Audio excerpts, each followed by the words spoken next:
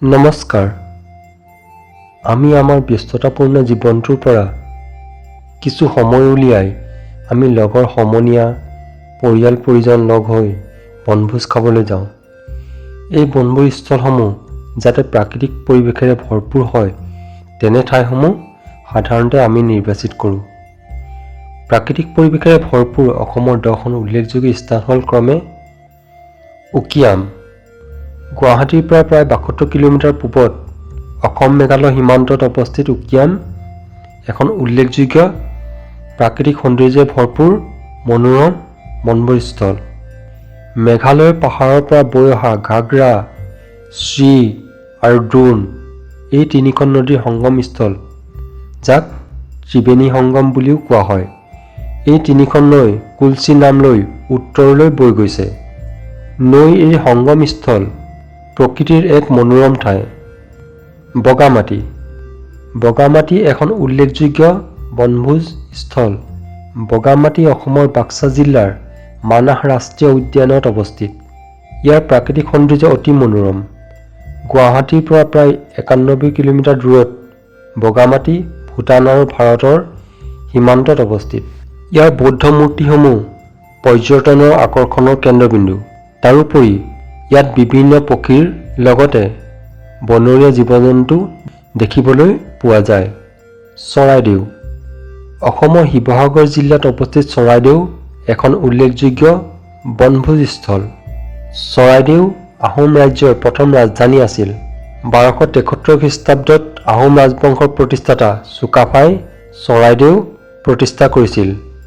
চৰাইদেউ আহোম ৰজা আৰু ৰাজ পৰিয়ালৰ সদস্যসকলৰ মৈদাম বা সমাধিস্থলৰ বাবে বিখ্যাত, যাক এছিয়াৰ পিৰামিড বুলিও কোৱা হয়।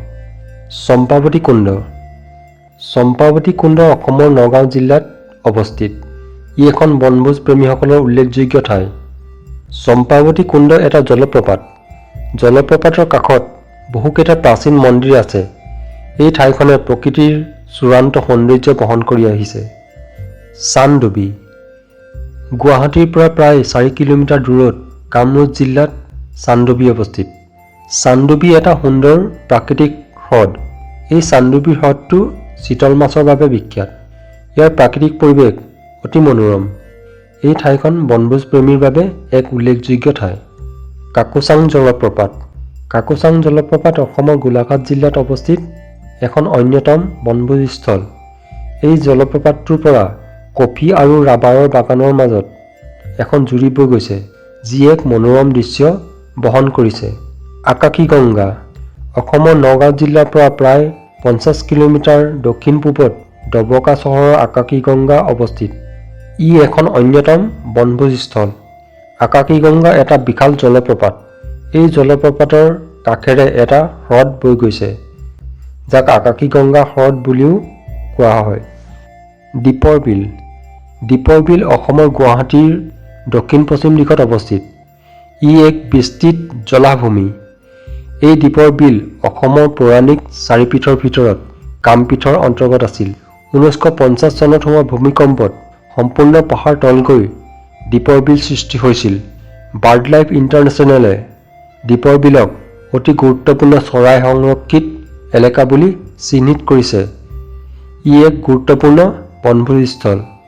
শ্ৰীসূৰ্য পাহাৰ অসমৰ গোৱালপাৰা জিলাৰ পৰা প্ৰায় 12 কিলোমিটাৰ দক্ষিণ-পূবত অৱস্থিত শ্ৰীসূৰ্য পাহাৰ। ই এক পাৰ্বত্য অঞ্চল। বনভোজ প্ৰেমীসকলৰ বাবে এই শ্ৰীসূৰ্য পাহাৰ এক উল্লেখযোগ্য ঠাই। ইয়াত হিন্দু, বৌদ্ধ, জৈন সম্প্ৰদায়ৰ দেৱ-দেৱীসকলৰ মূৰ্তিসমূহ প্ৰায় 1 কিলোমিটাৰ অঞ্চল জুৰি বিস্তৃত হৈ আছে। অগ্নিগড় তেজপুৰ চহৰৰ ব্ৰহ্মপুত্ৰ পাৰত অৱস্থিত। এই গড়টো বাণ ৰজাই নিৰ্মাণ কৰিছিল। শত্ৰুৰ পৰা নগৰখন সুৰক্ষিত কৰি ৰাখিবলৈ বাণ ৰজাই সমগ্ৰ নগৰখনক অগ্নিৰে বেৰি থৈছিল। সেয়েহে এই গড়টোৰ নাম অগ্নিগড় হ'ল। এই অগ্নিগড়টোৰ পৰা তেজপুৰ নগৰৰ লগতে ব্ৰহ্মপুত্ৰ নদীৰ মনোৰম দৃশ্য উপভোগ কৰিব পাৰি। ইয়াত ঊষা অনিৰুদ্ধৰ স্মৃতিসমূহ, বিভিন্ন মনোমোহা শিল্পকলাসমূহ, হৰিহৰৰ যুদ্ধ, মহাদেৱৰ এক সুন্দৰ শিল্পৰাজি দেখিবলৈ পোৱা যায়। এই অগ্নিগড় অসমৰ এখন উল্লেখযোগ্য বনভোজস্থল। এয়াই হৈছে অসমৰ 10খন উল্লেখযোগ্য বনভোজস্থল। যদি ভিডিঅ'টো চাই ভাল লাগিল অনুগ্ৰহ কৰি লাইক কৰিব আৰু চেনেলটো যদি এতিয়ালৈকে ছাবস্ক্ৰাইব কৰা নাই অনুগ্ৰহ কৰি ছাবস্ক্ৰাইব কৰিব। ধন্যবাদ। জয় আই অসম।